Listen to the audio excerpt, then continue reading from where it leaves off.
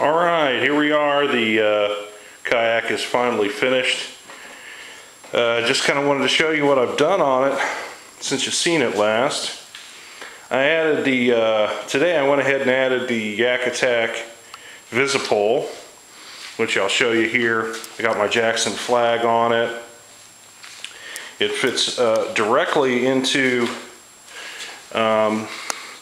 right into here, into the rod holder, and it's got foam around it, so it's not going to go anywhere. It's in there pretty good. That's the Visipole, and it has a bungee on it too, which I kind of wrapped around and put here just in case this capsizes or whatever. It's not going to go anywhere. Really cool with this too, it's night. It's got a night light on it. It's a little brighter than the night light. Just squeeze it, boom, comes on. Pretty cool. Added a couple decals here. Added the Yak Attack back there. There's my drag chain. And the Hook 1 kayak fishing gear on there as well. As you can see, I got my seat in the high position right now.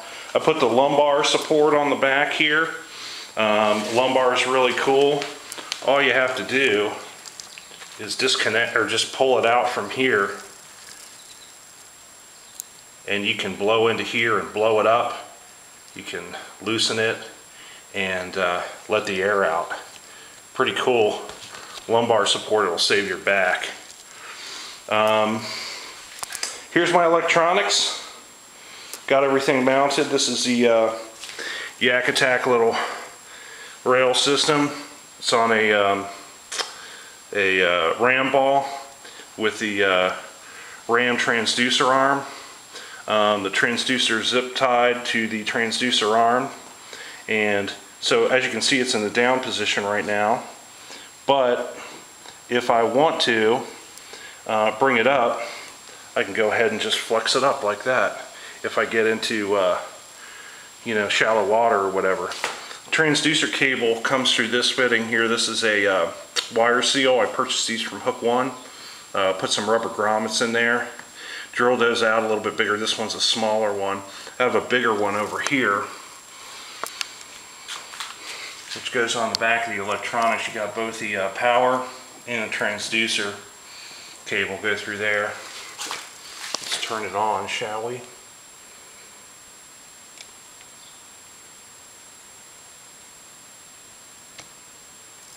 There it is. Working like a charm. I'll go ahead and show you the battery setup real quick. It's located inside the hull of the boat. I didn't want to put the transducer down into the hull because you're not going to be able to get accurate temp readings, and sometimes the readings are off, period, so you're never going to be getting better readings than if your transducer is actually in the water. So went ahead and take this off here, show you what it looks like inside here real quick. Here's the battery. Battery is inside a battery box there. I purchased that from Walmart for like 10 bucks. Drilled a hole in here. Here's a rubber grommet. The rubber grommet has a hole through it, and basically has cables running in, and I went ahead and fixed the box to the hull of the boat by sanding down the hull of the boat a little bit, and I put Velcro and then used marine goop around the edges and let that cure for about 24 hours, and then I went around the box with what you can see here. This is plumber's putty right here. And I went ahead and zip tied all the cables up nice and neat into the hull of the boat, and just left them on top here. So this also gives me a little bit of play and leeway with the cables if I ever need it, especially for the transducer arm, sometimes flexing it up and down. As you can see, the cable's kind of tucked out of the way real nicely, so it's not going to affect fishing or usability in any way. Real quick, I know I was talking about this in the last video, and I'm going to go ahead and try and do this now. so you can see. I'm going to pull this apart, just one second. Okay, went ahead and pulled it apart. So as you can see, it's got a male and female on each end. Plugs right in there and gives power. So I can go ahead and charge directly from here without taking the battery out of the box, which is real nice. So that's what the boat looks like. There's the wire seal there for the back. Everything looks real professional, installation real nice. I did it all myself, did a little bit of research on my own.